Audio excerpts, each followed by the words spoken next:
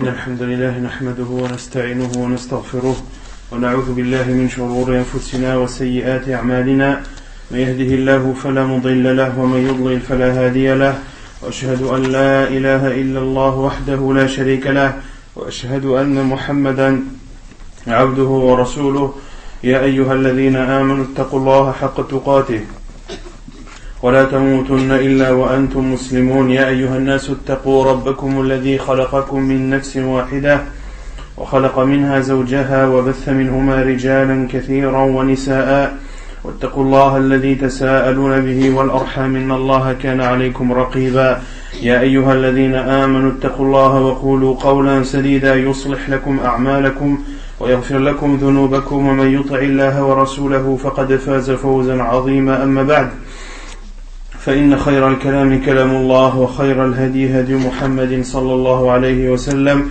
وشر الأمور محدثاتها وكل محدثة بدعة وكل بدعة ضلالة وكل ضلالة في النار أما بعد. Nous continuons la traduction ainsi que les commentaires sur le livre Al-Wajiz fi Fiqh Sunnati wal Kitab al-Aziz de son auteur Abdul Azim ibn Badawi al-Khilafi. La semaine dernière, on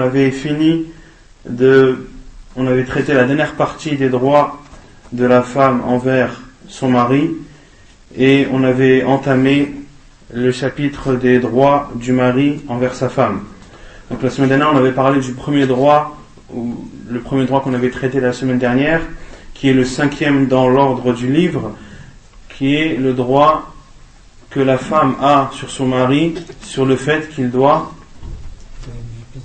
donner une vie paisible. On avait dit que c'était le premier, et qu'il doit lui ordonner d'appliquer la religion d'Allah subhanahu wa ta'ala et d'être droite dans sa religion.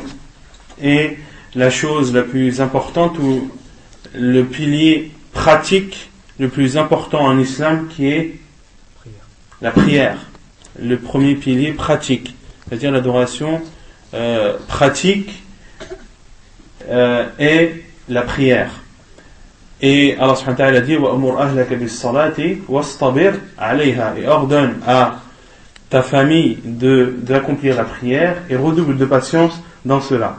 Ensuite, on avait cité le droit qu'a la femme sur son mari sur le fait qu'il doit lui donner l'autorisation de sortir lorsqu'elle en a le besoin, comme d'aller rendre visite à des proches, comme d'aller se rendre à la mosquée, ou bien de rendre visite à des voisins, etc.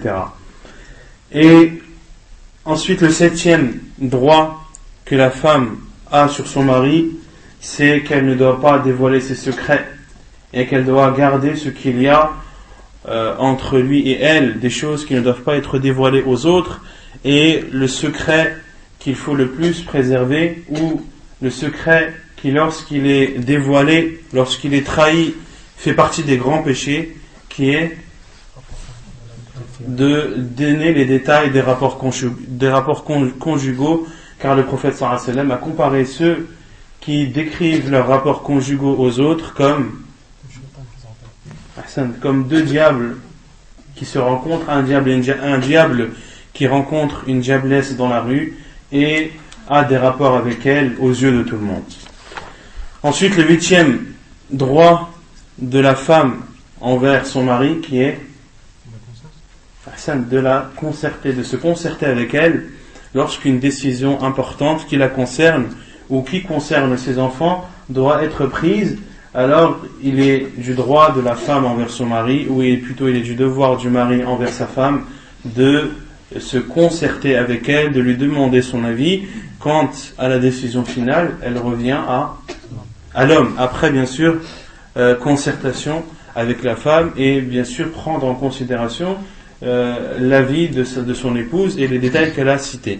Et on avait cité la preuve de cela dans la sunna du prophète sallallahu alayhi wa sallam, lorsque le prophète sallallahu alayhi wa sallam a concerté Umm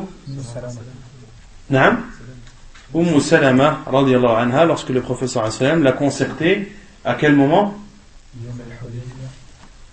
Ceux qui veulent répondre, ils le verront, Inch'Allah. À quel moment est-ce que le prophète sallallahu alayhi wa sallam a concerté, ou s'est concerté avec Salama? Le jour de Al-Hudaybiyah, lorsque les mouchriquines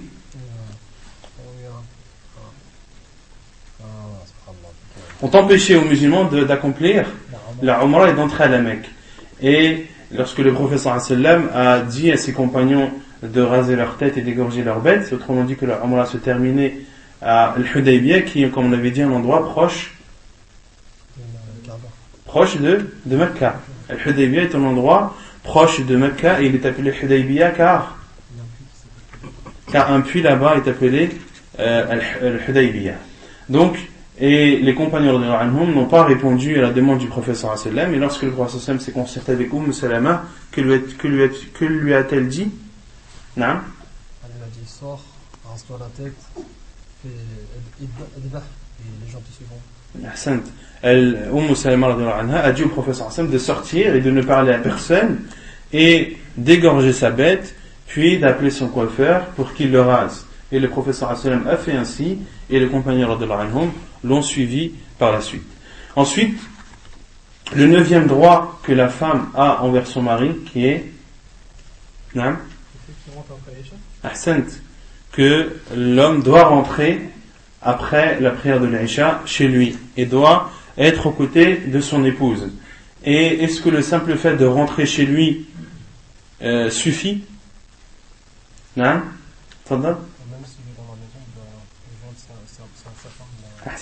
Le fait d'être chez lui ne suffit pas, il doit donner à sa femme le droit qu'elle a sur lui, c'est-à-dire de lui donner sa présence et entre autres d'assouvir les désirs de sa femme lorsqu'elle en a. Donc d'être dans la maison ne suffit pas, il faut aussi dormir aux côtés de son épouse. Ensuite, le 10e droit que la femme a envers son mari, être juste envers ses femmes, si son mari, ou plutôt si cette femme a une coépouse, alors le droit qu'elle a sur son mari, c'est qu'il doit être juste entre elles, dans les choses matérielles, comme on avait vu lorsque on a traité le sujet de la polygamie, que l'homme doit être juste entre ses femmes dans les choses matérielles, à savoir la nourriture, les vêtements et le logement, donc tout ce qui est en rapport avec le matériel. Quant aux sentiments, on avait cité la parole d'Allah subhanahu wa ta'ala lorsqu'il dit وَلَن تَسْتَطِيعُوا أَن تَعْدِلُوا بَيْنَ النِّسَاءِ وَلَوْ حَرَصْتُمْ. Concernant les sentiments, l'être humain ne pourra pas être juste envers ses épouses quant aux sentiments qu'il a envers une plus que vers l'autre, car ce n'est pas une chose qu'il peut contrôler. Ce n'est pas une chose qu'il peut contrôler, et Allah subhanahu wa ta'ala ne prend pas en compte cette divergence ou cette non-équité entre ces femmes concernant les sentiments. Ensuite, on a parlé du chapitre des droits que l'homme a envers son épouse. Autrement dit, des devoirs que la femme a envers son mari. Le premier qui est que son épouse doit obéir, que la femme doit obéir à son mari dans le bien, dans l'obéissance d'Allah subhanahu wa ta'ala. Et les savants disent que l'obéissance de la femme envers son mari est une obéissance, est-ce qu'elle est muqayyada ou est-ce qu'elle est mutlaqa fil ma'ruf? Non. Est-ce que c'est une obéissance totale? Et dans le bien, est-ce que c'est une obéissance totale dans le bien? Non. Si un mari dort aux côtés de son épouse, il lui dit lève-toi et prie 10 rak'at la nuit. Lève-toi, fais tes ablutions et fais 10 rak'at. Est-ce que c'est une obligation pour cette femme de prier ces 10 rak'at? Non. Les savants disent qu'elle doit faire ces 10 rak'at et que ces 10 rak'at deviennent obligatoires pour elle, car il lui est obligatoire d'obéir à son mari dans al-ma'ruf, dans le bien. Tant que son mari ne lui demande pas de désobéir à Allah subhanahu wa ta'ala, elle doit lui obéir et elle doit l'écouter. Donc les 10 rak'at ou la prière nocturne alaykoum salam n'est pas une obligation, c'est une prière surérogatoire, mais si l'homme le demande à son épouse, alors ces 10 rak'at deviennent obligatoires pour elle. Et le prophète sallallahu alayhi wa sallam a annoncé aux femmes une bonne nouvelle, une nouvelle qu'il n'a pas annoncée aux hommes. Le professeur Hassan a dit, lorsque la femme prie ses 5 prières, jeûne son mois du Ramadan, préserve ses parties génitales et obéit à son mari, alors il lui sera dit, entre au paradis par la porte que tu désireras. Et la femme, lorsqu'elle obéit à son mari, elle obéit avant tout à Allah subhanahu wa ta'ala et à son envoyé sallallahu alayhi wa sallam. Et si elle désobéit à son mari, elle a désobéi à Allah et à son envoyé sallallahu alayhi wa sallam. Non. Si elle ne lui obéit pas, elle a un ithme. Bien sûr, si elle ne lui obéit pas dans cela, elle a fait un péché. Le péché de ne pas avoir obéi à son mari. Non. Non. Après, le mari, il faut qu'il soit correct. Mais comme on avait dit dans les relations conjugales, il faut que le manque de sérieux venant d'une personne pousse l'autre à faire ses devoirs. Si la femme voit que son mari lui ordonne de faire 10 rak'at et que lui, pendant qu'elle prie, ronfle, c'est un manque de comportement vis-à-vis de son mari. Le minimum, c'est de faire la prière avec elle, car Allah subhanahu wa ta'ala dit Ya ayyuhalladhina amanu lima taquluna ma la taf'alun. Ô vous qui avez cru, pourquoi dites-vous ce que vous ne faites pas? Kabura maqtan 'inda Allah an taqulu ma la ta'lamun. C'est un grand péché chez Allah, non? Ma la taf'alun. Kabura maqtan 'inda Allah an taqulu ma la taf'alun. C'est quelque chose d'énorme chez Allah subhanahu wa ta'ala de dire quelque chose que l'on ne fait pas. Donc, mais ce manque de comportement vis-à-vis du mari vis-à-vis de son épouse ne doit pas se transformer du côté de l'épouse par une désobéissance ou par un manquement dans ses devoirs. Au contraire, cela doit l'encourager pour s'acquitter des devoirs qu'elle a envers son mari et de ne pas avoir de reproches par la suite, et que plutôt vis-à-vis d'Allah subhanahu wa ta'ala, que cette femme n'ait rien à se reprocher. Et de même pour le mari. Si un mari voit que sa femme manque à ses devoirs, eh bien cela doit le pousser, lui, à s'acquitter des devoirs qu'il a envers sa femme, pour qu'il n'ait rien à se reprocher lui aussi vis-à-vis d'Allah subhanahu wa ta'ala. Non. Par exemple, sur une question qui a une divergence, que le mari a un avis et la femme a un avis. Non. La femme elle doit. Allahu a'lam. La adri. Non. Wafik.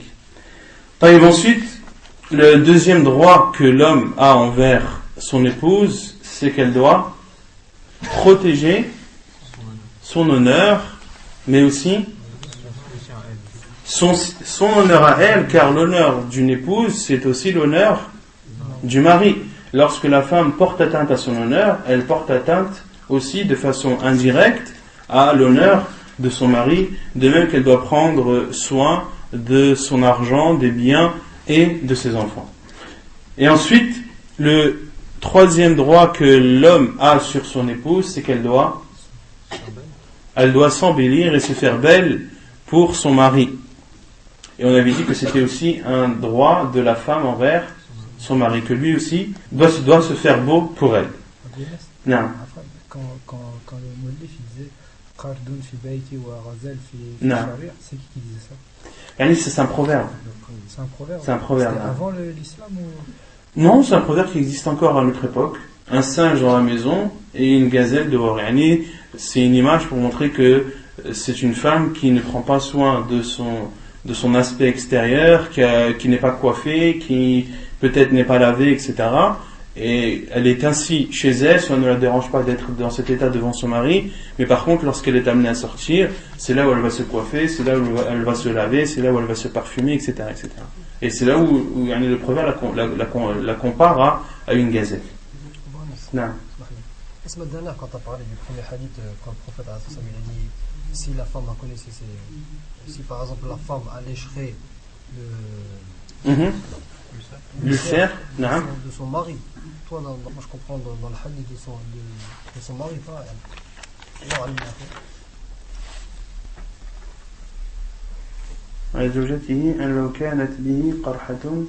صح, t'as raison. Je me suis trompé la semaine dernière. Dans le hadith le premier hadith qu'on avait cité la semaine dernière, Afwan, sur le premier droit de l'homme sur son épouse, qui est qu'elle doit lui obéir, on avait cité le hadith du prophète sallallahu alayhi wa sallam, lorsque le prophète sallallahu alayhi wa sallam a dit que le droit de l'homme envers son épouse ne sera pas acquitté par elle, même si elle serait amenée à lui lécher un ulcère qu'il aurait lui. Et la semaine dernière, j'ai dit un ulcère qu'elle aurait elle. Donc c'est bien un ulcère que son mari a. Si sa femme lui lécherait cet ulcère, elle ne se serait pas acquittée des devoirs qu'elle a envers lui. Ensuite, le quatrième droit de l'homme sur son épouse, c'est qu'elle doit rester chez elle. Ahsan. Elle doit rester chez elle, car Allah subhanahu wa ta'ala a dit dans le Coran وَقَرْنَ فِي بُيُوتِكُنْ, et restez dans vos maisons. Allah subhanahu wa ta'ala parle aux femmes en leur disant restez dans vos maisons. Donc l'endroit principal de la femme, c'est sa maison, et elle ne doit être amenée à sortir de chez elle qu'en cas de besoin ou bien en cas de force majeure. Ensuite, le cinquième droit que l'homme a sur son épouse, c'est qu'elle ne doit pas faire rentrer des personnes chez elle ou dans la maison de son mari, des personnes qu'il déteste, ou des personnes avec qui il ne s'entend pas, ou des personnes avec qui tout simplement il ne veut pas qu'elle rentre chez lui. Non. Si c'est sa propre famille,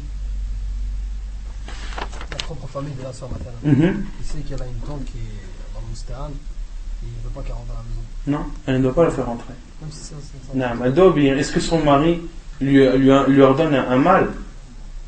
Non. Si sa tante est une femme qui est mauvaise et qui peut apporter du mal, et que son mari interdit à son épouse, il dit voilà, je ne veux pas que tu fasses entrer ta tante chez toi car elle a tel défaut. Là, est-ce que le mari lui ordonne de faire un mal ou un bien? Un bien, il la protège, donc elle doit lui obéir même si c'est sa tante. Elle doit lui obéir même si c'est sa tante. Non. Non, c'est pas couper les liens. Le fait de ne pas faire rentrer sa tante chez soi, ça n'est pas considéré comme faire couper les liens. Rien ne t'empêche de toi d'aller la voir chez elle. Non. Non. Sur le fait que la femme, ça c'était juste pour dire, parce que j'avais oublié, sur le fait que l'homme, il doit rentrer après l'Isha. Non. Et parce que tu avais dit dans un cours précédemment, tu avais ramené le hadith où le prophète il a dit qu'un yakrahu al-kalam ba'da al-isha. Et moi j'avais été le voir parce que vu que je travaille après l'Isha, je travaillais en tout cas après l'Isha, et j'avais été voir l'explication de Charles Al-Tamin parce qu'il était dans Riyad al-Salihin. Il a expliqué Riyad al-Salihin, j'avais été voir l'explication, il disait que si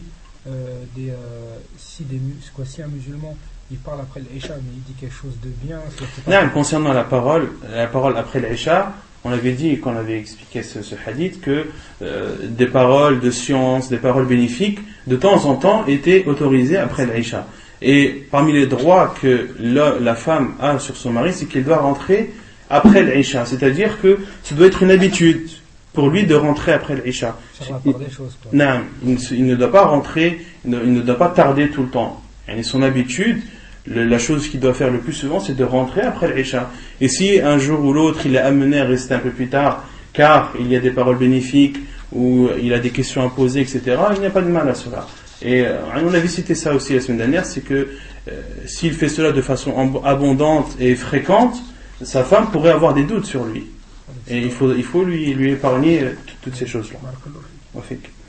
Donc ensuite, le sixième droit que la femme a envers son mari, c'est qu'elle doit préserver les biens et l'argent de son mari, et qu'elle ne doit donner en aumône de l'argent de son mari qu'après qu'elle l'ait consulté et qu'il ait donné l'autorisation.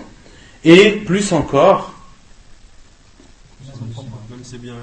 même ses propres biens, elle, la femme doit demander la permission à son mari avant de donner en aumône son propre argent.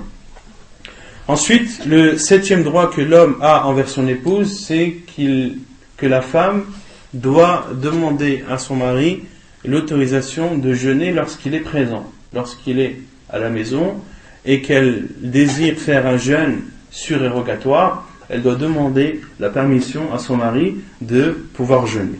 Ensuite, le 8e droit que la femme a envers que le mari a envers son épouse, c'est qu'elle ne doit pas faire ce qu'on a appelé al-man. Allah subhanahu wa ta'ala dit Ya ayyuhalladhina amanu la tubtilu sadaqatikum bil manni wal adha. Elle ne doit pas faire al-man, c'est-à-dire de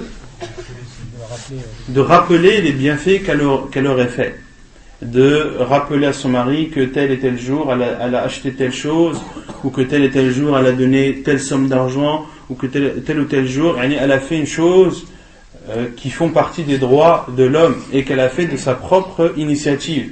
Lorsqu'elle l'a fait de sa propre initiative, elle ne doit pas rappeler ces choses à son mari, car cela fait partie de al-man, et al-man a pour conséquence qu'Allah subhanahu wa ta'ala élimine toutes les récompenses. Toutes les récompenses sont éliminées lorsque la personne est amenée à rappeler un bien qu'elle aurait fait.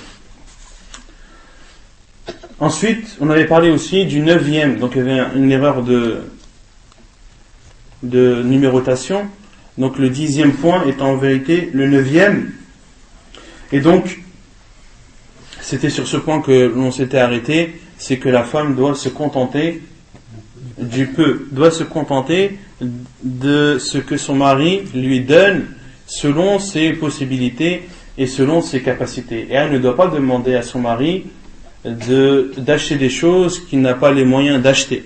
Et Allah subhanahu wa ta'ala a dit dans le Coran que celui qui a une richesse, alors qu'il dépense de sa richesse, celui à qui Allah subhanahu wa ta'ala a donné de l'aisance dans ses revenus, alors qu'il dépense de sa richesse. Mais quant à celui qui n'a pas les possibilités, eh bien qu'il donne ce qu'il peut, car Allah subhanahu wa ta'ala n'impose pas à une âme une chose supérieure à sa capacité.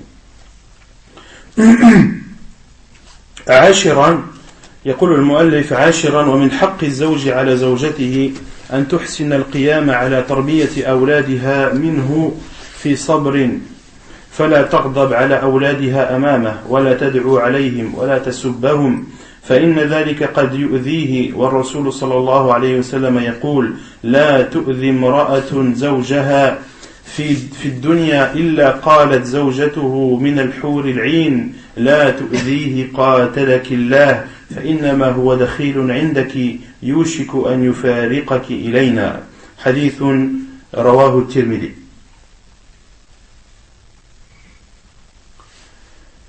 Donc, le 10e droit que l'homme a envers son épouse, c'est que son épouse doit procéder à l'éducation de ses enfants de la meilleure des façons, en patientant et en ne s'énervant pas devant ses enfants en sa présence, ni d'invoquer envers ses enfants ou sur ses enfants, ni de les insulter, car cela porterait atteinte à l'homme et au mari. Et le prophète sallallahu alayhi wa sallam a dit qu'une femme, ou lorsqu'une femme porte atteinte à son mari,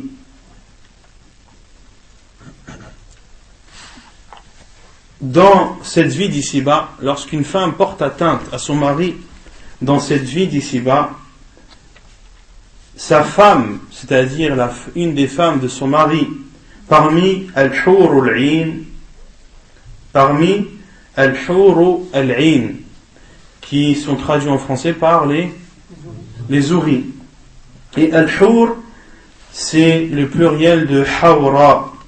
Et hawra, c'est la femme qui a le blanc des yeux très blanc et le noir très noir, qui a les pupilles très noires et le blanc des yeux fortement blanc. Et al-ain qui est le pluriel de aina, et al-aina c'est celle qui a des grands yeux. Donc autrement dit, al-hur al-ain sont appelées comme ça car ce sont des femmes qui ont des grands yeux et le blanc de leurs yeux est très blanc et leurs pupilles très noires.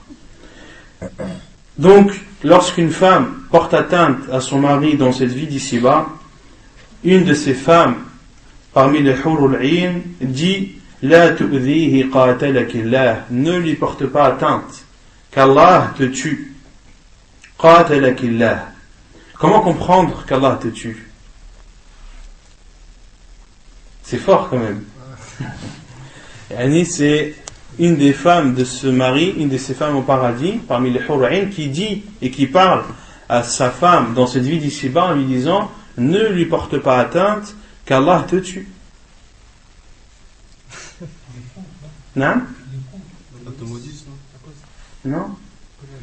Le professeur n'a-t-il pas dit à Mu'ad que ta mère te perde au Mu'ad? Que ta mère te perde, c'est-à-dire que tu meurs et que ta mère devient une femme qui a perdu son enfant.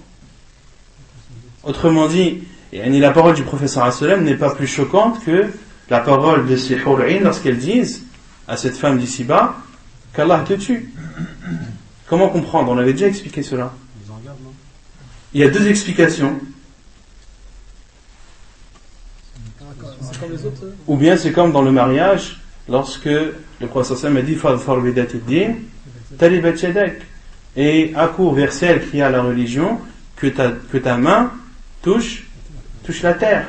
Et on avait cité que c'était des expressions qui étaient utilisées en arabe pour attirer l'attention, pour marquer l'importance d'une chose, mais qu'en aucun cas le sens est voulu.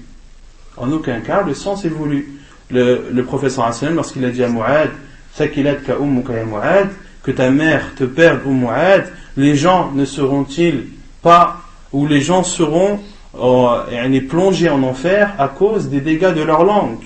Et le professeur a dit cela à Mu'ad pour attirer son attention et pour marquer l'importance de la phrase qu'il allait dire. De même que talibat yadak, que ta main touche la terre. Le professeur ne veut pas ou n'espère pas ou ne fait pas une invocation en mal envers les musulmans, non, mais il a dit cela et c'est une expression en arabe qui a pour but d'attirer l'attention et le sens n'est en aucun cas voulu. Donc c'est comme cela qu'il faut comprendre la parole de ces hurul ayn lorsqu'elles disent qatalakillah, qu'Allah te tue. فإنما هو دخيل عندك, car ce n'est qu'un invité chez toi. Yushiku an yufariqaki ilayna, et il va bientôt se séparer de toi pour venir à nous. Hadith authentique rapporté par At-Tirmidhi. Concernant al-hurul ayn, les savants disent, parce que beaucoup de questions sont posées à ce sujet sur les femmes du paradis. Qu'un homme aura au paradis al-hurul ayn. Mais qu'en est-il du statut de la femme croyante au paradis? Qui est meilleur? Est-ce que la femme pieuse qui accédera au paradis, la femme qui était pieuse dans cette vie d'ici-bas et qui accédera au paradis, sera-t-elle meilleure que al-hurul ayn, ou bien al-hurul ayn seront meilleures que cette femme? Non? La femme pieuse. Comme le dit Cheikh Ibn Uthaymin rahimahullah, que la femme pieuse a un degré élevé chez Allah subhanahu wa ta'ala lorsqu'elle entrera au paradis, un degré plus élevé que celui de al-hurul ayn. Et est-ce que l'homme sera avec sa femme au paradis, avec sa femme qu'il avait eue dans cette vie d'ici-bas? Naam, quelle est la preuve? Question toute simple. Quelle est la preuve que tu seras avec ton épouse au paradis? Non? Chaque personne sera avec celui qu'il aime au paradis. Non, tu as ce hadith qui est général, où le prophète sallallahu alayhi wa sallam a dit Al-mar'u ma'a man ahab, que la personne sera avec celui qui l'aura aimé dans cette vie d'ici-bas. Et après le professeur Sam a dit falyanzur ahadukum man yukhalil, donc que l'un d'entre vous regarde et fasse attention avec qui il noue un lien d'amitié. Mais il y a une parole d'Allah subhanahu wa ta'ala lorsqu'Allah azza wa jal parle de l'invocation des anges envers les gens du paradis. Où Allah subhanahu wa ta'ala dit, en parlant des anges, lorsque les anges disent l'invocation, Rabbana wa adkhilhum jannatu adnin, ensuite, allati wa'adtahum wa man salaha min abaihim wa azwajihim wa dhurriyyatihim. Allah subhanahu wa ta'ala rapporte l'invocation des anges envers les gens qui entrent au paradis lorsqu'ils disent « Oh Allah, fais-les entrer dans le paradis de Adn que tu leur as promis, ainsi que ceux qui ont été vertueux parmi leurs pères, leurs épouses et leurs progénitures et leurs enfants. » Il y a aussi un autre verset où Allah subhanahu wa ta'ala dit « وَالَّذِينَ آمَنُوا وَاتَّبَعَتْهُمْ ذُرِّيَّتُهُمْ بِإِيمَانٍ أَلْحَقْنَا بِهِمْ ذُرِّيَّتَهُمْ وَمَا أَلَتْنَا عَلَيْهِمْ » Donc Allah subhanahu wa ta'ala a dit وَالَّذِينَ آمَنُوا, et ceux qui ont cru, وَاتَّبَعَتْهُمْ ذُرِّيَّتُهُمْ بِإِيمَانٍ, et ceux qui les auront suivis parmi leur progéniture, qui l'auront suivi dans la foi, Al-Haqna bihim dhurriyyatahum, nous les rassemblerons avec leur progéniture.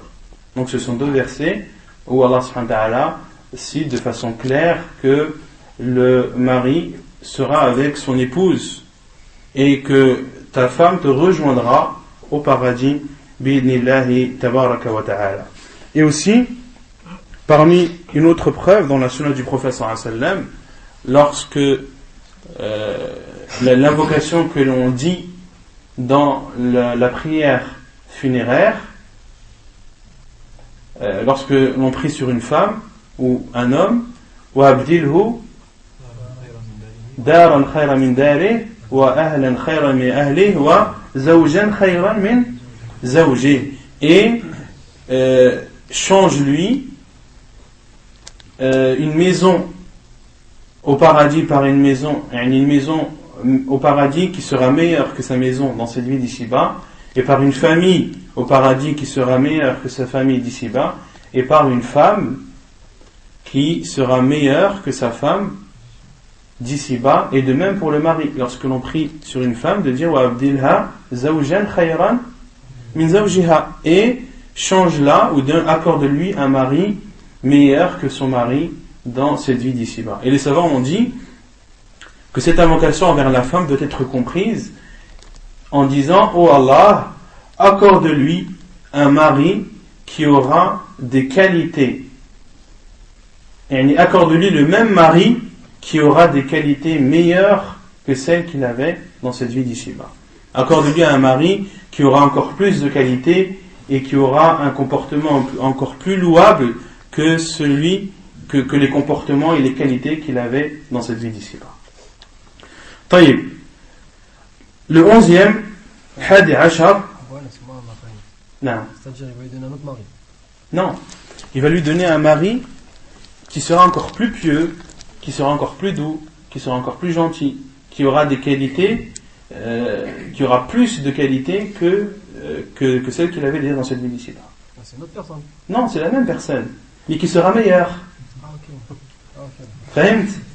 وأبدلها زوجا خيرا من زوجه، يعني وأبدلها زوجا له صفات وأخلاق أحسن، يعني وأكمل من الأخلاق التي كانت له في الدنيا. لكن مثلا la femme qui est au paradis, Inch'Allah, elle aura le droit d'avoir plusieurs hommes. Non. ولكم فيها ما تشتهي أنفسكم. Ouais. ولكم فيها ما تشتهي أنفسكم. Ça fait partie de l'umur al-ghaib. يعني les savants, lorsque la question leur est posée que les hommes auront des femmes au paradis, est-ce qu'il en est de même pour que les hommes auront plusieurs femmes au paradis? Est-ce qu'il en est de même pour les femmes? Auront-elles beaucoup d'hommes au paradis? Et à la base, c'est une question qui ne doit pas être posée. Pourquoi? Car il n'y a pas de nosos dans cela. Il n'y a pas de texte bien précis concernant la femme.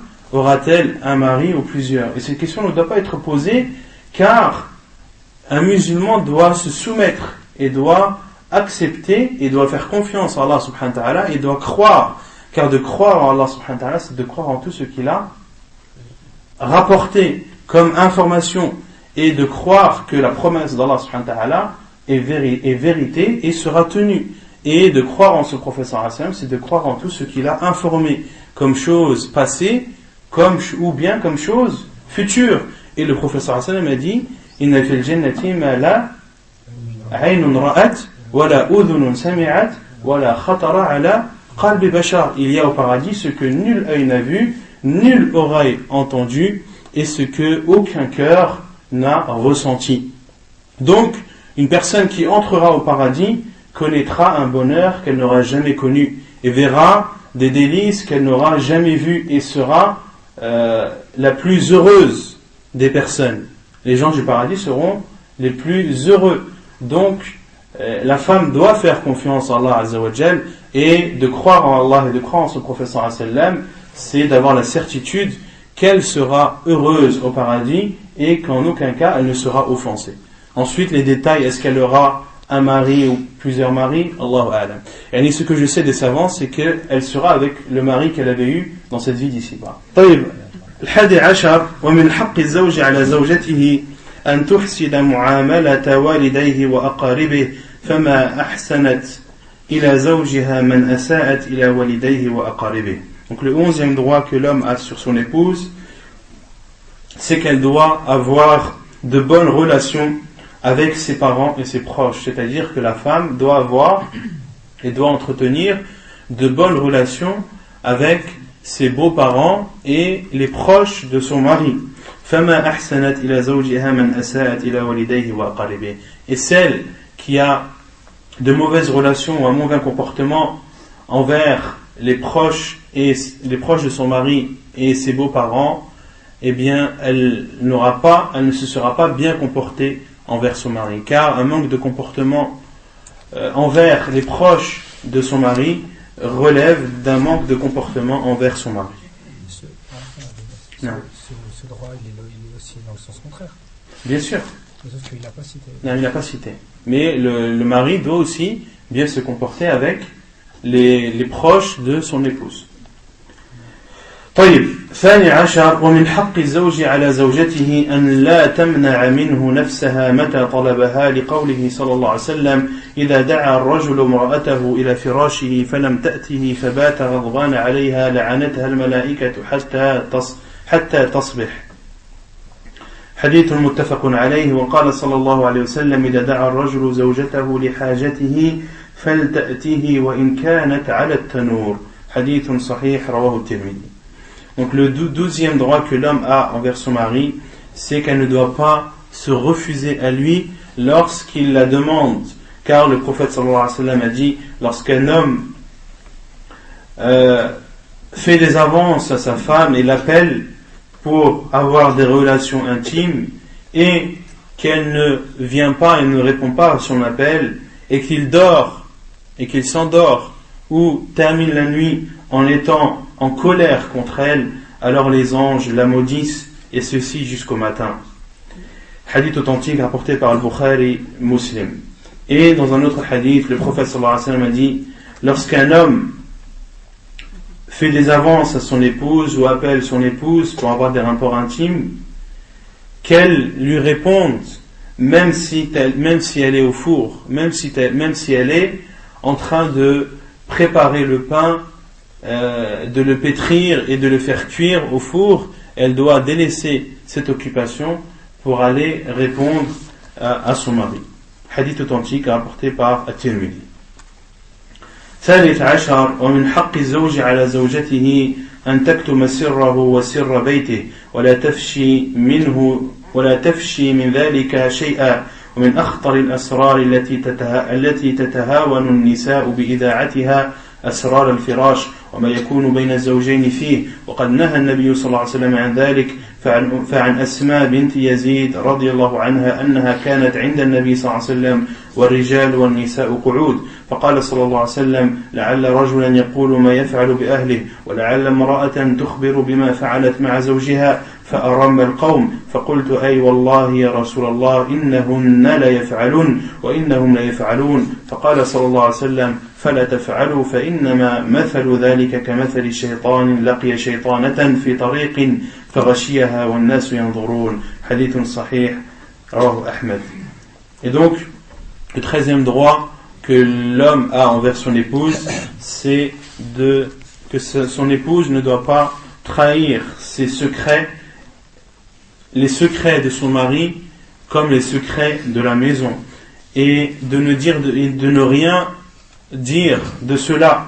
Et le plus dangereux des secrets, comme on l'avait vu précédemment, c'est les secrets des rapports intimes, et le prophète sallallahu alayhi wa sallam a interdit cela, comme cela est rapporté dans le hadith de Asma bint Yazid que l'on a cité précédemment, où le prophète sallallahu alayhi wa sallam était en présence d'hommes et de femmes, et le prophète sallallahu alayhi wa sallam a dit peut-être que certains des hommes disent ce qu'ils font avec leurs femmes, et peut-être que certaines femmes disent ce qu'elles font avec leur mari, et les personnes présentes se sont tous tues, et Asma bint Yazid radiallahu anha a dit oh oui, envoyé d'Allah, elles disent ce qu'elles font et ils disent ce qu'ils font, et le prophète sallallahu alayhi wa sallam leur a dit ne faites pas, car celui qui fait cela est comparable à un diable qui rencontre une diablesse en pleine rue et qui a des rapports avec elle aux yeux des gens.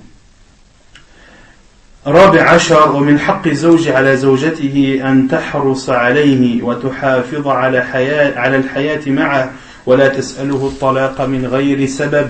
عن ثوبان رضي الله عنه قال صلى الله عليه وسلم أيما امرأة سألت زوجها الطلاق من غير ما بأس به فحرام عليها رائحة الجنة. حديث صحيح رواه الترمذي وأبو داود وابن ماجه. وقال صلى الله عليه وسلم المختلعات هن المنافقات. حديث صحيح رواه الترمذي. Et le 14e droit que l'homme a envers son épouse, c'est qu'elle doit faire tout son possible pour préserver la vie conjugale, et elle ne doit pas demander le divorce sans raison valable.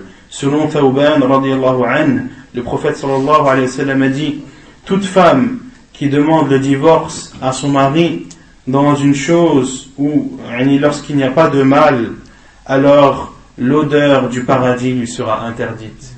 Alors l'odeur du paradis lui sera interdite. Hadith authentique rapporté par At-Tirmidhi et Abu Daoud. Et le prophète sallallahu alayhi wa sallam a dit aussi Al-Mukhtali'atu hunna al-munafiqat.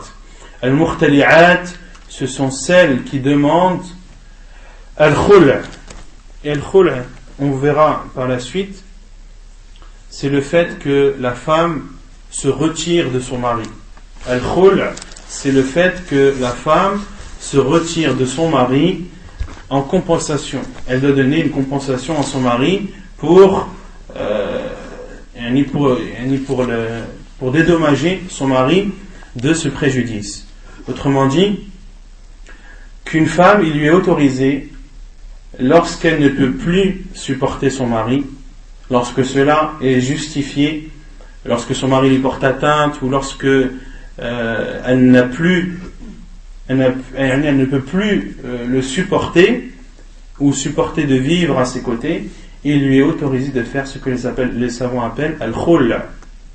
Al-khul', c'est-à-dire qu'elle se retire, qui vient du terme khala'a, comme lorsque l'on dit khala'a thawb, il a enlevé son vêtement.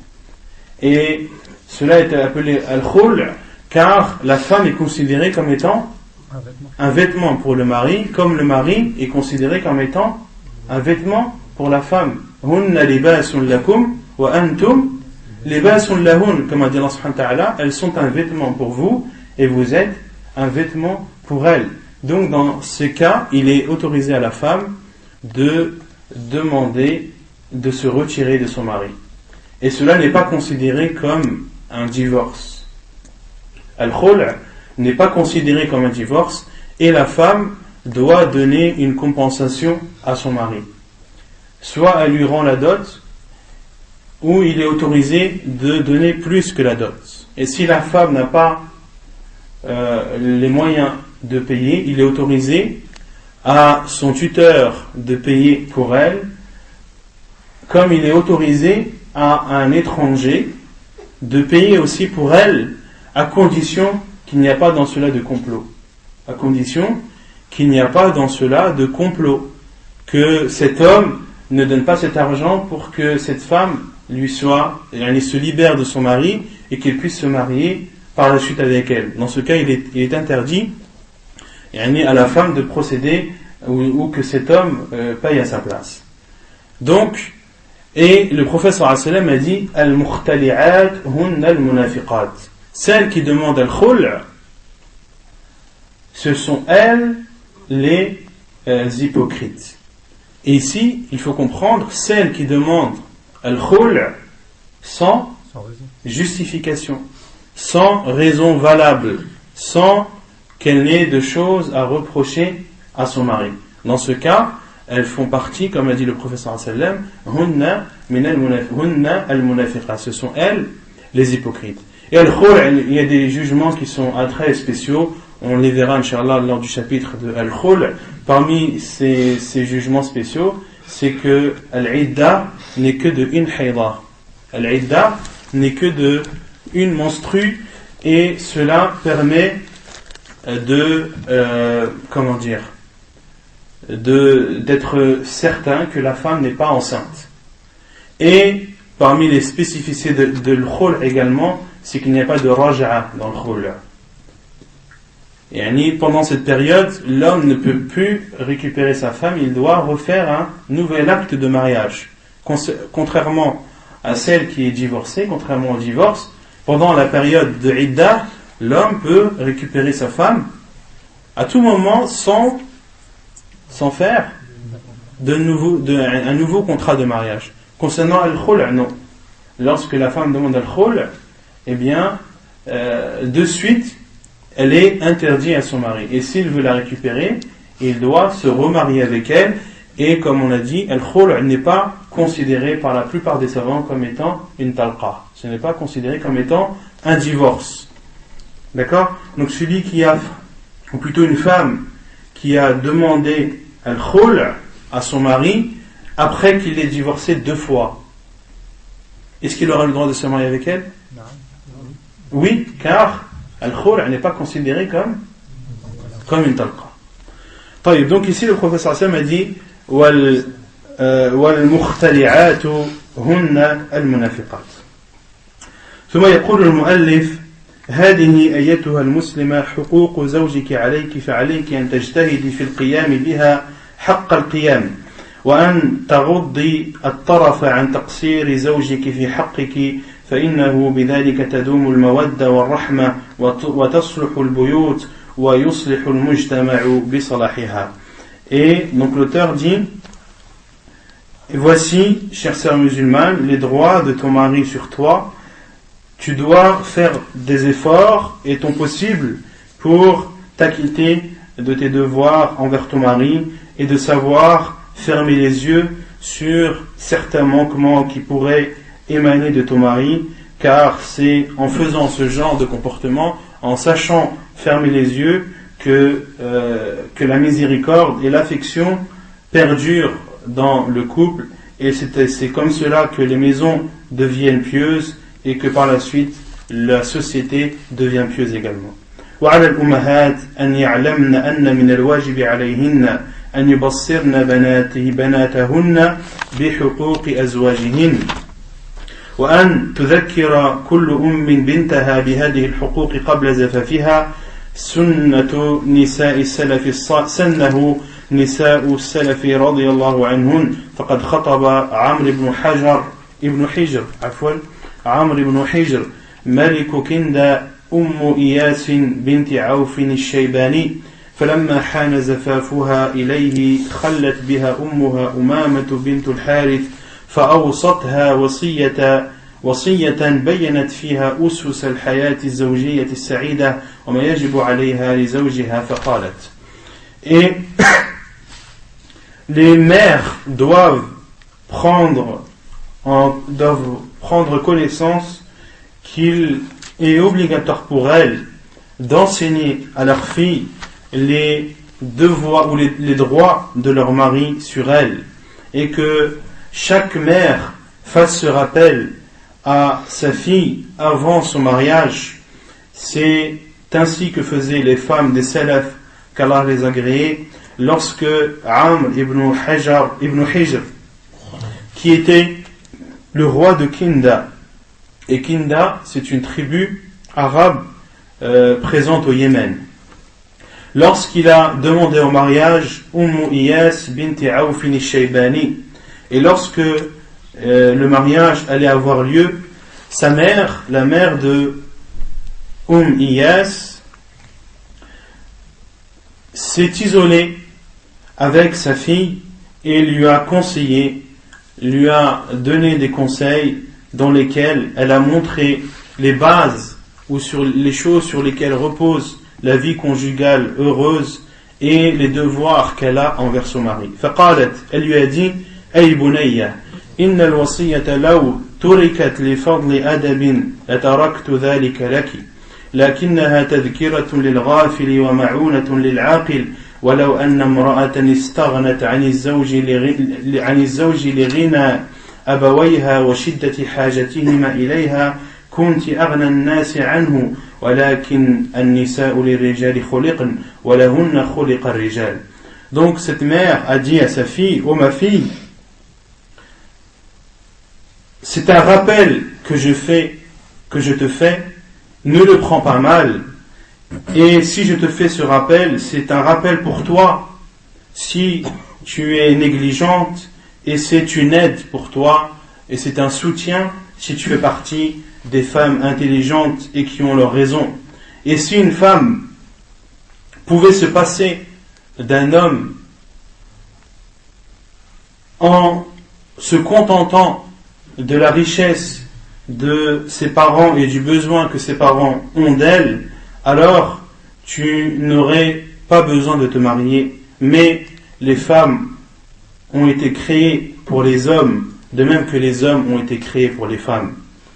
ثم قالت: أي بنية إنك فارقت الجو الذي منه خرجت وخلفت العش الذي فيه درجت إلى وكر لم تعرفيه وقرين لم تألفيه فأصبح بملكه عليك رقيبا ومليكا فكوني له أمة يكن لك عبدا وشيكا.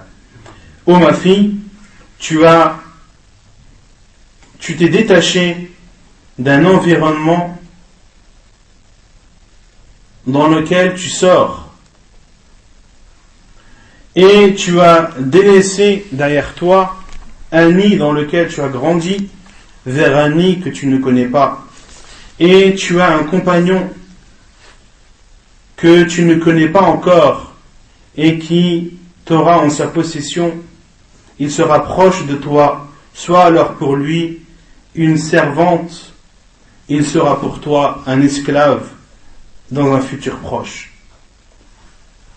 Autrement dit, elle dit à sa fille que le contexte ou l'environnement dans lequel elle a vécu ou dans lequel elle va vivre sera totalement différent de l'environnement qui l'attend.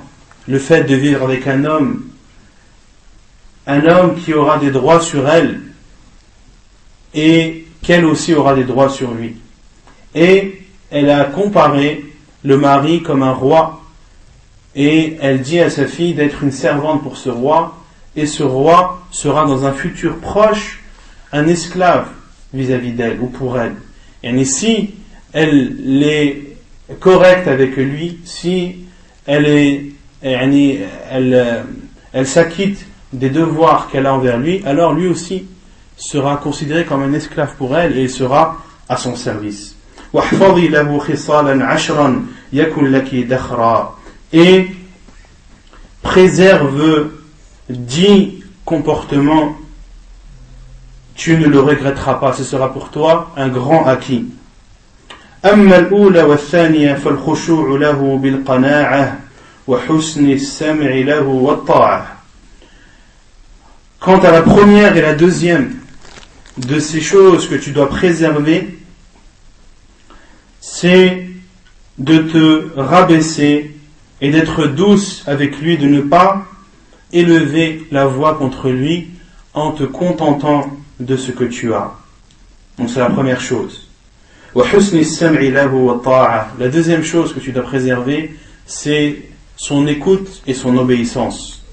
وأما الثالثة والرابعة فالتفقد لمواضع عينيه وأنفه فلا تقع عينه منك على قبيح ولا يشم منك إلا أطيب ريح.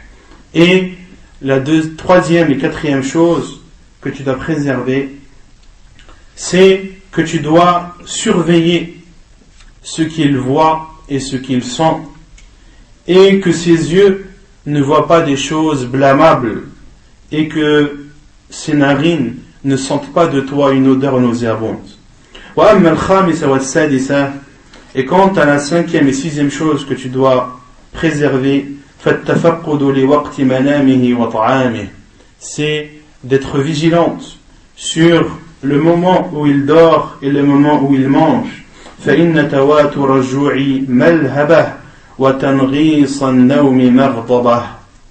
Car tu dois, la cinquième et sixième chose que tu dois préserver, c'est de surveiller, comme je l'ai dit, ou d'être attentive au moment où il dort et au moment où il mange, car la faim apporte des flammes, et le manque de sommeil rend nerveux.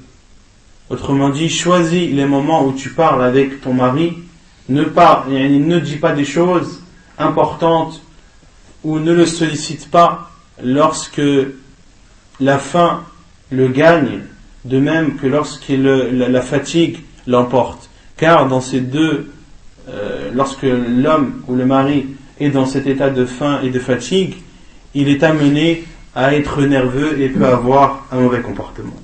وأما السابعة والثامنة فالاحتراس بماله والإرعاء على حشمه وعياله وملاك الأمر في المال حسن التقدير وفي العيال حسن التدبير.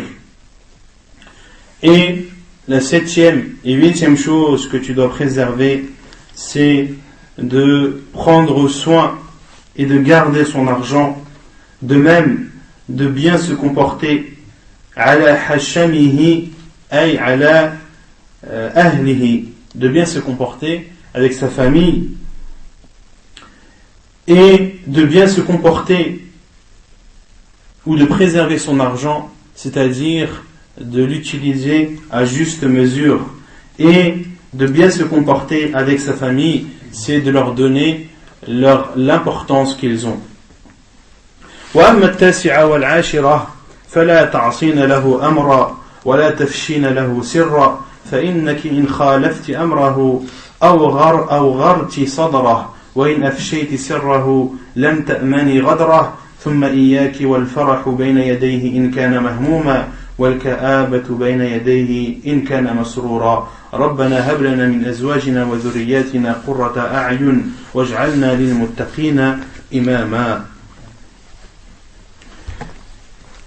Et donc, la neuvième et dixième chose que tu dois préserver et dans laquelle tu dois faire attention, c'est de ne pas lui désobéir lorsqu'il t'ordonne et de ne pas dévoiler des secrets. Car si tu désobéis à son commandement, tu rétréciras sa poitrine. Et si tu dévoiles un secret, alors tu ne seras pas à l'abri de sa trahison. Et prends garde à ne pas montrer ta joie lorsqu'il est malheureux et de ne pas montrer ton mécontentement lorsqu'il est heureux. Puis l'auteur a cité une invocation lorsqu'il dit « Oh Allah, donne ou fais que nos femmes et nos enfants soient la prunelle de nos yeux et fassent que les pieux soient pour nous des exemples et des guides. » C'est clair? Non. طيب. الخلافات الزوجية. Ensuite, l'auteur, après avoir cité les droits et les devoirs de l'homme et de la femme, parle maintenant des divergences conjugales. Et dit: الخلافات الزوجية لا تكاد أسرة تسلم من المشاكل والخلافات، ولكن الأسر تتفاوت في حجم مشاكلها ونوع خلافاتها، وقد حث الإسلام الزوجين على معالجة مشاكلهما والقضاء عليهما فيما بينهما، وأرشد كلا منهما إلى طرق العلاج التي يستخدمها مع صاحبه، كما حثهما على المبادرة إلى العلاج حين تظهر بوادر الخلاف وأعراضه. قال تعالى: واللاتي تخافون نشوزهن فعظوهن واهجروهن في المضاجع واضربوهن. وقال تعالى: وإن امرأة خافت من بعلها نشوزا أو إعراضا فلا جناح عليهما أن يصلحا بينهما صلحا والصلح خير. Donc l'auteur dit, et il est rare de trouver des familles qui sont exemptes de problèmes conjugaux et de divergences. Mais les familles se différencient dans l'ampleur que prend ces problèmes et ces divergences. Et l'islam encourage les époux à trouver des solutions à leurs problèmes et à mettre un terme aux divergences qu'il y a entre eux. Et l'islam appelle chacun des époux à trouver une solution, à emprunter le chemin de la guérison ou de la solution de la négociation qui doit être entreprise vis-à-vis de l'autre. De même que l'islam nous encourage à s'empresser à trouver une solution aux problèmes et aux divergences au moment où cela commence, dès le début, car Allah Azza wa Jalla a dit: وَاللَّاتِي تَخَافُونَ نُشُوزَهُنَّ, et celles dont vous avez peur. An-nushuz, on avait dit que c'était le fait que la femme s'élève et s'ostente ou s'enorgueille devant son mari. Allah subhanahu wa ta'ala dit: وَاللَّاتِي تَخَافُونَ نُشُوزَهُنَّ. Allah subhanahu wa ta'ala dit: et celles dont vous avez peur qu'elles s'élèvent contre vous. Allah subhanahu wa ta'ala n'a pas dit: et celles qui s'élèvent. Il a dit: et celles dont vous avez peur qu'elles s'élèvent. C'est-à-dire, lorsque vous voyez des signes, lorsque vous voyez des comportements qui pourraient amener votre femme à s'élever contre vous, ou à ne plus vous écouter, ou à être désobéissante, ou à désobéir à Allah subhanahu wa ta'ala, alors faites les étapes que Allah subhanahu wa ta'ala a dit.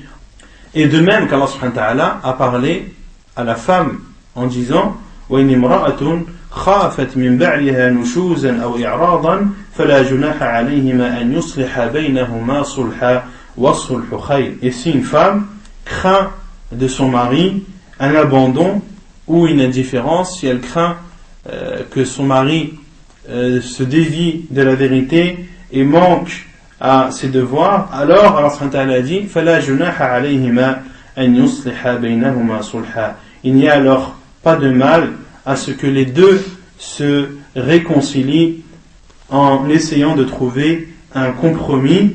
Et Allah subhanahu wa ta'ala dit: وَالصُّلْحُ خَيْرٌ, et la réconciliation est meilleure. Donc la femme doit entreprendre la voie de la négociation et de trouver une solution lorsqu'elle a peur que son mari soit indifférent vis-à-vis d'elle ou qu'il dévie du droit chemin. Lorsqu'elle sent des comportements bizarres, c'est à ce moment-là qu'elle doit réagir et essayer de trouver une solution. Et non pas lorsque les problèmes ou lorsque les divergences atteignent des proportions graves. Ensuite, l'auteur a cité une longue citation tirée du livre Zilal al-Qur'an, sous l'ombre du Coran, de son auteur Sayyid Qutb, rahimahullah. Et en toute franchise, l'auteur aurait pu se passer de citer tout ce passage de Dhilal al-Qur'an, de ce livre Dhilal al-Qur'an, dont l'auteur est Sayyid Qutb, car les savants ont montré l'égarement de Sayyid Qutb, rahimahullah ta'ala, que ce n'était pas une personne de science, ce n'était pas un savant, c'était une personne qui était connue pour être fort dans la langue arabe, pour être littéraire, et en aucun cas être un savant de l'islam. Et comme je vous l'avais dit dans les cours précédents, ceux qui parlent d'un domaine qu'ils ne connaissent pas, ou ceux qui entrent ou qui s'expriment dans des sujets qu'ils ne connaissent pas, obligatoirement apporteront des choses mauvaises et feront beaucoup d'erreurs. Et c'est ce qui s'est passé concernant Sayyid Qutb, rahimahullah ta'ala. Les savants ont parlé et ont montré les erreurs, car beaucoup de gens lisent Al-Qur'an, lisent l'explication du Coran qu'il a faite, une explication où il y a beaucoup de paroles, il y a très peu de hadiths du prophète sallallahu alayhi wa sallam, et il y a surtout beaucoup d'erreurs dans beaucoup de domaines. Et les savants rahimahumullah ta'ala ont montré les erreurs de Sayyid Qutb dans les différents domaines. Le premier à avoir parlé ou à avoir montré les erreurs de Sayyid Qutb, c'est Abdullah Douaish rahimahullah ta'ala. C'est un cheikh qui est mort très jeune, mais qui à son jeune âge était déjà presque un savant rahimahullah ta'ala.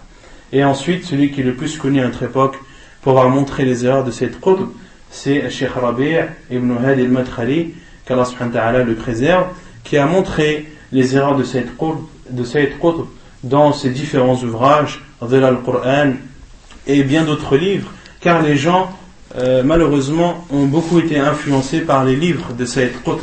Et parmi les erreurs que l'on peut que Sayyid Qutb rahimahullah a faites, beaucoup, par exemple le fait qu'il rend mécréant la plupart des sociétés musulmanes en critiquant et en les comparant à l'époque anté-islamique, wal-'iyadhu billah. De même que au niveau de l'explication de la ilaha illallah, il explique la ilaha illallah comme en donnant l'explication suivante: la hakima illallah, il n'y a point de juge qu'Allah subhanahu wa ta'ala. Et d'expliquer la ilaha illallah de cette façon est une erreur, car cela fait partie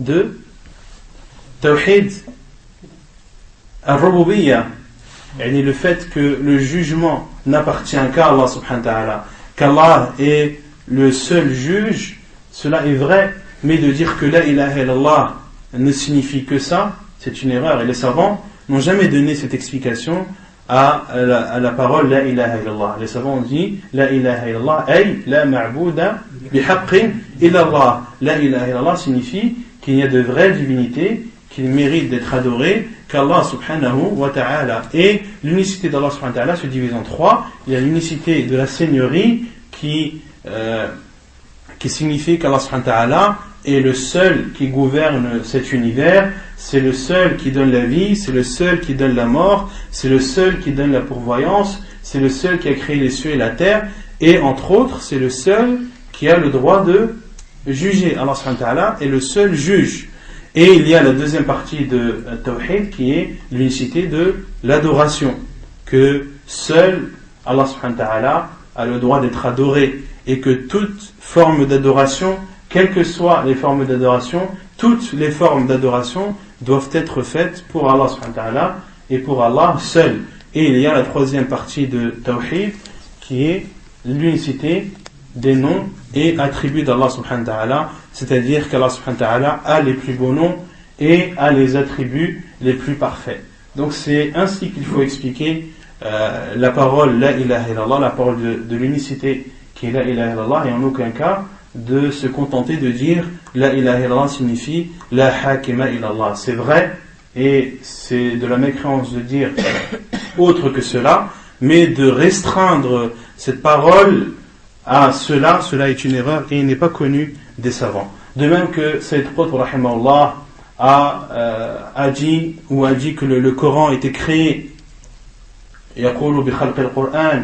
Il dit aussi, il appuie aussi la thèse de Wahdat al-Wujud, que tout ce que tu vois c'est Allah wal iyadu billah, de même qu'ils n'acceptent pas al-khabar, al-akhbar al-ahad, car les hadiths du prophète sallallahu alayhi wa sallam se divisent en deux.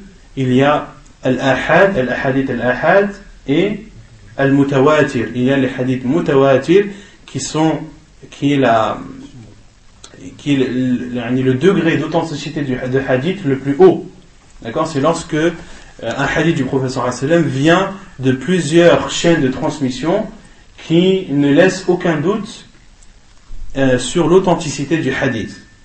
Donc c'est le plus haut degré d'authenticité du hadith. Et tous les hadiths qui ne sont pas mutawatir sont appelés dans le mustalah al-ahad, sont des hadiths ahad.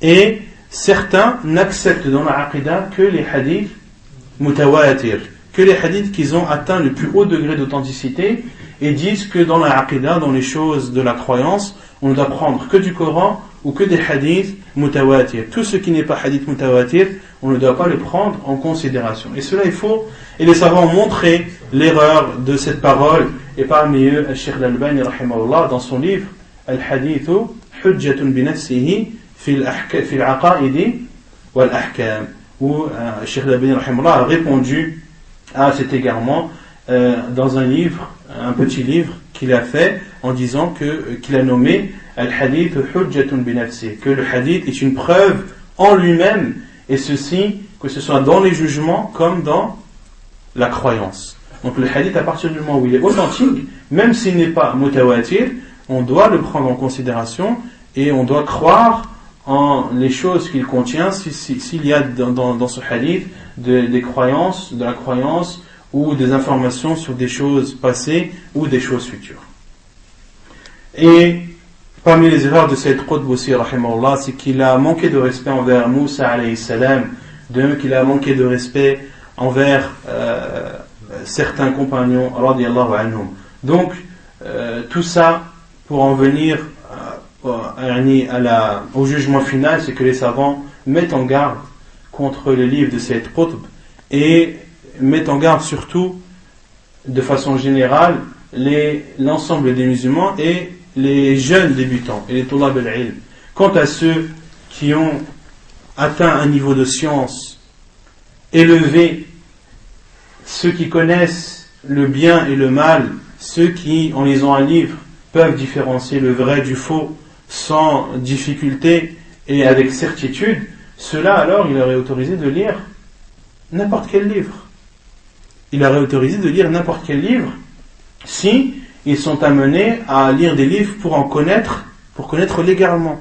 Par exemple, un savant qui veut connaître l'égarement des chiites, est-ce qu'il a le droit de lire des livres de chiites? Oui, car son but c'est d'apprendre le mal, et comme l'a dit le poète, d'apprendre le mal, non pas pour le mal en lui-même, mais pour s'en préserver. Et celui qui ne connaît pas le mal du vrai, alors tombera, celui qui ne sait pas différencier le vrai du mal, tombera forcément dans ce mal.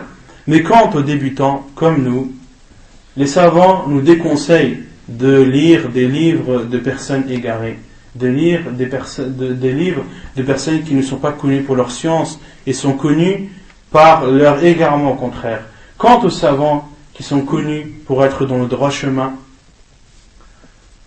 qui sont connus pour suivre le Coran, pour suivre la sunna authentique du prophète sallallahu alayhi wa sallam et de comprendre ce Coran et cette sunna du prophète sallallahu alayhi wa sallam comme étant, comme l'ont compris les compagnons radiyallahu anhum, et que ce savant a fait quelques erreurs dans son livre, est-ce qu'il nous interdit de lire son livre? Non. Il ne nous est pas interdit de lire des livres de savants qui ont fait des erreurs, si ce sont des savants réputés et connus pour leur science. Mais les savants interdisent de lire les livres des savants qui ne sont pas connus justement pour être dans le droit chemin. Il faut donc différencier entre un savant qui est connu pour être sur le droit chemin et un savant qui n'est pas connu pour être sur le droit chemin. Et concernant Sayyid Qutb, rahimahullah, les savants ont mis en garde contre son livre. Donc c'est pour cela que j'ai jugé le mieux, c'est de tout simplement sauter les pages de ce livre où il y a la citation de Sayyid Qutb dans son livre Dhilal al-Qur'an, même si ce qu'il a dit n'est pas totalement faux, mais pour montrer l'exemple et pour s'éduquer soi-même et les autres, de ne pas prendre l'habitude de lire des livres de personnes dont les savants ont mis en garde. Non. Donc, on va passer directement au chapitre Lima tuharrimu ma ahallallahu lak. C'est quelle page pour vous, chef? 311. Ça dépend des éditions. C'est 317. 317. 317. En fait, tout ça là, c'est. Non, tout ça c'est citation de cette côté. Ah, c'est ok.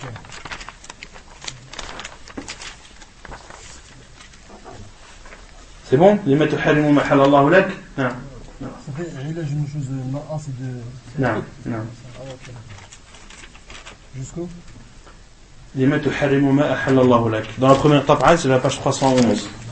Dans la deuxième, c'est la 317, c'est ça? 317. Non. Non, c'est 317 moi aussi. 317 طيب طيب يقول المؤلف لما تحرم ما أحل الله لك. Pourquoi t'interdis-tu ou interdis-tu ce qu'Allah t'a autorisé?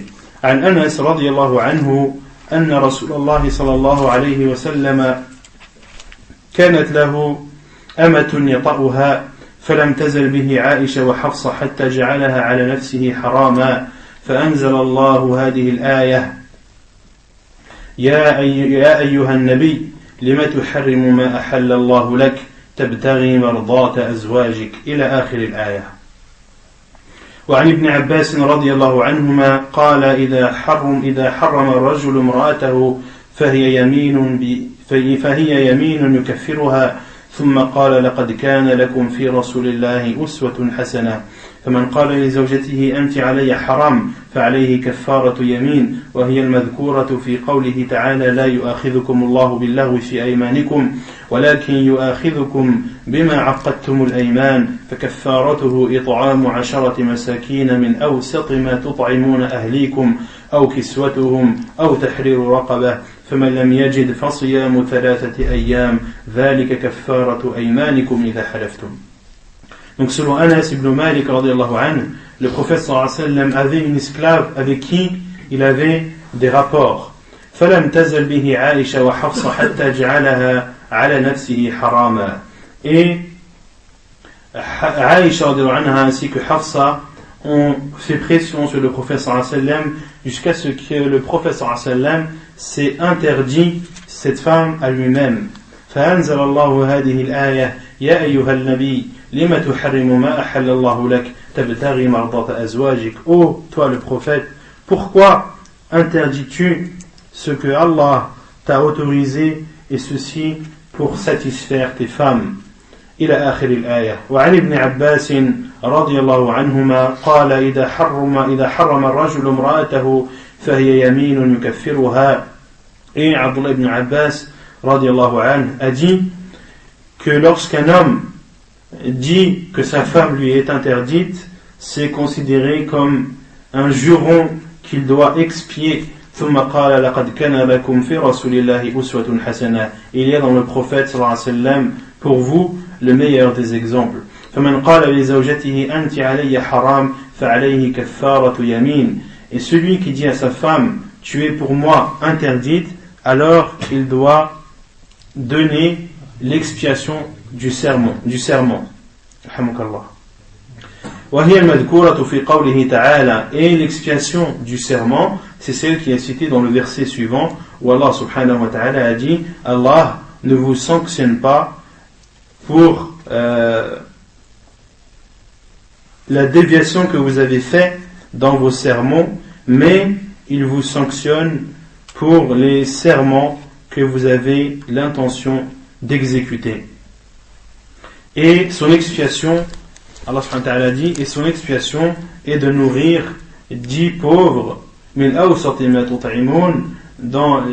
les nourrir de ce que vous nourrissez, de leur donner comme nourriture celle que vous donnez à votre famille, ou bien de les vêtir, c'est-à-dire de les vêtir comme vous donnez ou comme vous habillez votre famille, ou bien alors de affranchir un esclave, فَمَنْ لَمْ يَجِدْ, et celui qui n'a pas la possibilité, alors qu'il jeûne 3 jours, c'est ainsi l'expiation de vos serments lorsque vous jurez. Donc Allah subhanahu wa ta'ala, donc ici l'auteur dit que celui qui dit à sa femme tu es pour moi interdite, autrement dit qui s'interdit ce qu'Allah subhanahu wa ta'ala lui a autorisé, car la femme qui t'est le plus autorisée c'est ton épouse. La femme qui t'est le plus autorisée c'est ton épouse, et de dire à ton épouse qu'elle est pour toi interdite, c'est une erreur, et tu dois réparer ton erreur en faisant l'expiation du juron, l'expiation du serment lorsque tu jures. Et l'expiation lorsque tu jures, c'est de nourrir 10 pauvres, ou bien de les vêtir, ou bien de nourrir 10 pauvres, ou bien de les vêtir, ou bien de affranchir un esclave, et si tu ne peux pas, alors de jeûner 3 jours. الإيلاء وإذا حلف الرجل أن لا يطأ زوجته مدة دون 4 أشهر فالأولى أن يكفر عن يمينه ويطأها لقوله صلى الله عليه وسلم من حلف على يمين فرأى غيرها خيرا منها فليأتي الذي هو خير وليكفر عن يمينه. Al-Ila, qui signifie en arabe le serment ou le juron, le fait de jurer. Et dans la religion, en islam, Al-Ila signifie le fait qu'un homme qui a la possibilité d'avoir des rapports avec sa femme jure par Allah qu'il ne va pas avoir de rapport dans une durée qui est supérieure à 4 mois. Donc l'auteur dit, et lorsqu'un homme jure qu'il ne va pas avoir de rapport avec son épouse avant dans une période inférieure à 4 mois, alors le mieux pour lui c'est de faire l'expiation de son juron et d'avoir des rapports avec son épouse, car le prophète sallallahu alayhi wa sallam a dit Man halafa ala yaminin fara'a ghayraha khayra minha falyati alladhi huwa khayr wa yukaffir an yaminihi. Celui qui jure, qui a fait un juron qui a juré de faire quelque chose, puis par la suite il lui apparaît qu'il y a une chose encore meilleure, alors qu'il fasse l'expiation de son juron. Voilà, si il fasse l'expiation avant d'avoir des rapports, ou bien il peut faire après? Avant d'avoir. Il doit faire l'expiation avant d'avoir le rapport. On va citer la preuve, Inch'Allah, par la suite. فإن لم يكفر فعليها الصبر حتى ينقضي الأجل الذي سماه فقد آل رسول الله صلى الله عليه وسلم من نسائه وكانت انفكت رجله فأقام في مشربة له 29 ثم نزل فقالوا يا رسول الله آليت شهرا فقال الشهر 29 حديث صحيح رواه البخاري والنسائي والترمذي.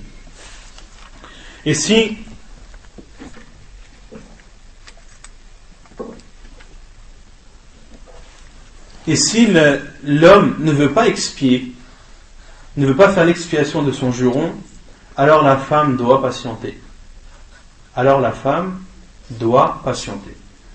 Autrement dit, ici il y a une durée limite qui est de 4 mois. Si l'homme a juré de ne pas avoir de rapport avec sa femme pendant une durée inférieure à 4 mois, est-ce que cela est autorisé? Est-ce que cela est autorisé ou pas? Cela est autorisé si c'est justifié. Si c'est justifié, l'homme a le droit de jurer de ne pas avoir de rapport avec sa femme, à condition que la durée soit inférieure à 4 mois. Pourquoi?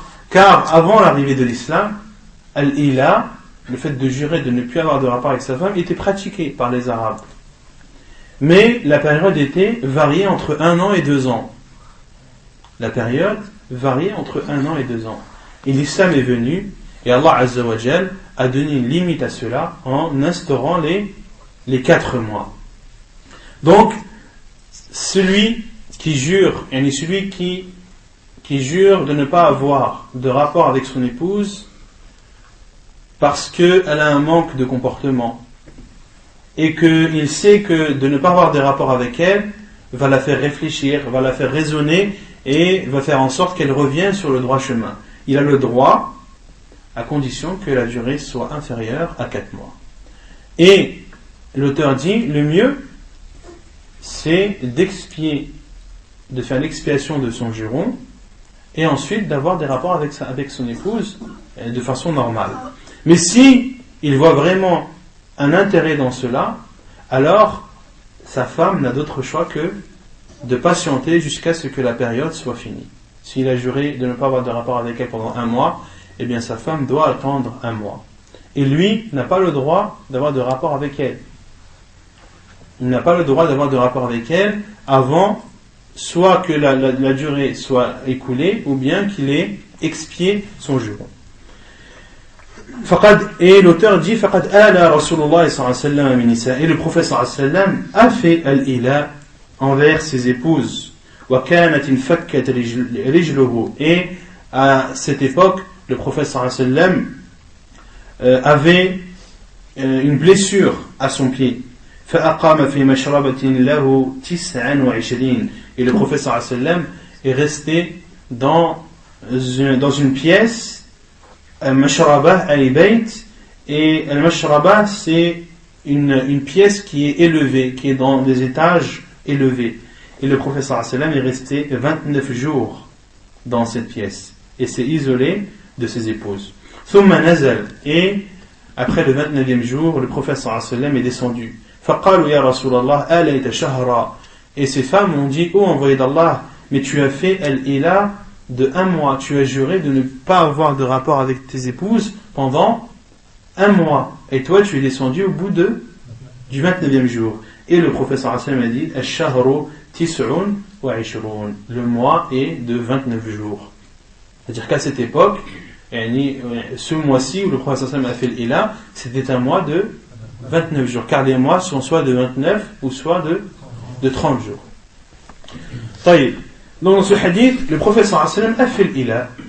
Et pourquoi est-ce que le prophète sallallahu alayhi wa sallam a fait l'ila? Car certaines de ces femmes lui avaient demandé un nafaqa, lui avaient demandé des subsistances au-dessus de sa capacité. Et le prophète sallallahu alayhi wa sallam n'a pas apprécié cela et a juré de ne pas avoir de rapport avec ses épouses pendant 1 mois pour les éduquer. Et dans le hadith il est cité que le prophète sallallahu alayhi wa sallam avait une blessure à son pied, et cette blessure c'était suite à la chute du prophète sallallahu alayhi wa sallam qu'il a fait de son cheval. Le prophète sallallahu alayhi wa sallam avait fait une chute de son cheval, et à la suite de cette chute il était blessé à son pied, et le prophète sallallahu alayhi wa sallam a prié assis. Et c'est dans ce contexte-là que le hadith rapporté par Muslim, lorsque les compagnons de l'anhum ont prié derrière le prophète sallallahu alayhi wa sallam, debout alors que lui était assis, et le prophète sallallahu alayhi wa sallam leur a fait un signe de s'asseoir. Le prophète sallallahu alayhi wa sallam leur a fait un signe de s'asseoir. C'était pendant cette période de l'ila, lorsque le prophète sallallahu alayhi wa sallam avait sa blessure au pied. Et donc le prophète sallallahu alayhi wa sallam s'est isolé pendant 29 jours, et pendant 1 mois qui avait une durée de 29 jours, et une fois cette période terminée, le prophète sallallahu alayhi wa sallam est redescendu et a continué sa vie de façon normale. Puis l'auteur dit وَأَمَّا إِذَا حَلَفَ أَنْ لَا يَطَأَهَا أَبَدًا أَوْ مُدَّةً تَزِيدُ عَلَى 4 أشهر فإن كفر وعاد إلى وطئها وإلا انتظر به حتى تمضي 4 أشهر ثم طالبته بوطئها أو طلاقها. لقوله تعالى للذين يؤلون من نسائهم تربص 4 أشهر فإن فاءوا فإن الله غفور رحيم فإن عزموا الطلاق فإن الله سميع عليم. Et lorsque il a juré de ne plus jamais avoir de rapport avec elle, ou bien de ne pas avoir de rapport avec elle pendant une durée supérieure à 4 mois, alors soit il fait al-kafara, c'est-à-dire soit il fait l'expiation et a des rapports avec son épouse, ou bien alors elle doit attendre 4 mois, et au bout des 4 mois sa femme doit lui demander soit d'avoir des rapports avec elle, ou soit alors de la divorcer. لقوله تعالى, et la preuve c'est la parole d'Allah subhanahu wa ta'ala lorsqu'il dit: pour ceux qui font le serment de se priver de leur femme, il y a un délai d'attente de 4 mois, et s'ils reviennent, c'est-à-dire de leur serment, celui-ci sera annulé, car Allah est pardonneur et miséricordieux. Mais s'ils se décident au divorce, alors celui-ci prend acte, et Allah subhanahu wa ta'ala est certes celui qui entend tout et celui qui sait tout. Donc, lorsque l'homme jure de ne plus avoir de rapport avec son épouse, ou jure de ne pas avoir de rapport avec son épouse pendant une durée au-dessus de 4 mois, supérieure à 4 mois, la femme doit patienter 4 mois. Et au bout des 4 mois, elle lui donne le choix, soit d'avoir des rapports avec elle, ou soit de la divorcer. Comme Allah subhanahu wa ta'ala dit, فَإِمْسَاكُمْ بِمَعْرُوفٍ أَوْ تَسْرِيحٌ بِإِحْسَانٍ. Soit l'homme la garde dans le bien, ou soit alors il libère son chemin. Et Allah Azza wa Jalla a légiféré cela pour le bien de la femme, pour préserver les droits de la femme, et que la femme ce n'est pas un objet que l'on garde comme ça à sa guise. Et elle a des droits, elle a un honneur, soit tu as des rapports avec elle de façon normale après les 4 mois, ou soit alors tu la divorces. Et si l'homme refuse de divorcer, alors c'est au juge de proclamer le divorce. Alors c'est au juge musulman de proclamer le divorce, même si l'homme ne veut pas. Même si l'homme ne veut pas. Non. C'est un rapport avec comme quoi on dit qu'on ne peut pas voyager plus de 4 mois. Non, et de là, certains savants ont dit que il est déconseillé de ne pas avoir de rapport avec son épouse plus de 4 mois. Et certains savants ont déduit de cela que la période maximale pour avoir dans laquelle l'homme peut ne pas avoir de rapport avec son épouse est de 4 mois. Et c'est aussi ce qui a été rapporté par Omar ibn Khattab lorsqu'il était le guide des croyants, lorsqu'il y avait beaucoup de guerres, et Omar ibn Khattab a demandé à sa fille Hafsa combien de temps une femme peut se passer de son mari, et elle a dit que cette période était de 4 mois. Donc, si l'homme refuse après les 4 mois d'avoir des rapports avec sa femme et refuse aussi de divorcer, alors c'est au juge musulman de proclamer le divorce et de dire: je proclame que un tel n'est plus le mari d'un tel, que le mariage est rompu suite au refus de cet homme d'avoir des rapports ou de divorcer de sa femme. وعن نافع أن ابن عمر رضي الله عنهما كان يقول في الإيلاء الذي سمى الله تعالى لا يحل لأحد بعد الأجل إلا أن يمسك بالمعروف أو يعزم بالطلاق كما أمر الله جل وعلا. Et selon Nafi', il rapporte que Ibn Umar, qu'est-ce que j'ai dit? كما أمر الله عز وجل. نعم. وعن نافع, et selon Nafi', il rapporte que Ibn Umar رضي الله عنه disait dans Al-Ila qu'Allah subhanahu wa ta'ala, alladhi samma Allah ta'ala, celui qui a juré par Allah de ne plus avoir de rapport avec son épouse, il dit: il n'appartient ou il n'est autorisé à personne après la période qu'il a juré, soit il ne lui appartient soit il ne lui appartient que de garder son épouse, c'est-à-dire d'avoir des rapports avec elle, ou bien alors de la divorcer, comme Allah Azza wa Jal l'a ordonné dans Surat Al-Baqarah, dans le verset 226 de Surat Al-Baqarah que l'on a récité précédemment. On aktafi bihada al-qadr. Subhanak Allahumma bihamdik. Ashhadu an la ilaha illa ant. Astaghfiruka wa atubu ilayk.